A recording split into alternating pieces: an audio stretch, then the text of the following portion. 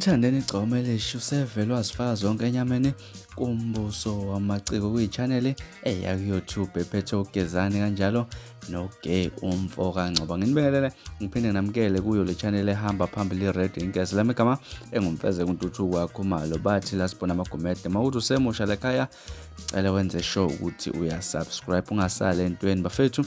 uMthandeni umfoka amanqele usevele wazifaka zonke enyameni ekwinsizwe embili lapha nephethe channel okumbuso wamaciko lapha. uMthandeni uhambe waya ekhasini lakhe lapha wadlulisa ukuthi baningi abaculi esebekotela kuye lapha nokukhona ukuthi okwenza ukuthi umuntu mangabe efuna ukuduma qale ethinte igama lakhe. Ushilo ukuthi yena usazibona izinkunzi lapha ngoba wonke umuntu ofuna ukuthinta into yakhe iphumelele uqala kuye ukuze ethinte igama lakhe lapha mase ngabe into yakhe iyaduma ke lapha. Uhambile wabhala impela uhide lenkulumo lapha ku Facebook ekhasini lakhe lapha khona ke nenhlamvu elibheke lapha kuGeh umfoka Ngcobo kanjalo lapha noGezani umfoka Dludla lapha. Uhambile uMthandeni wabhala lapha ukuthi abanye bagitshezwa amabhano imihla namalanga beyokhulunyiswa ngegama lameThekwini nomabhizinisi abasafufuso lapha wasesho ngegama lapha lenhlamvu lemsunu engomapholoba lapha noGezani bakhulisa amabhizinisi abo ngegama lakho. Kubekweni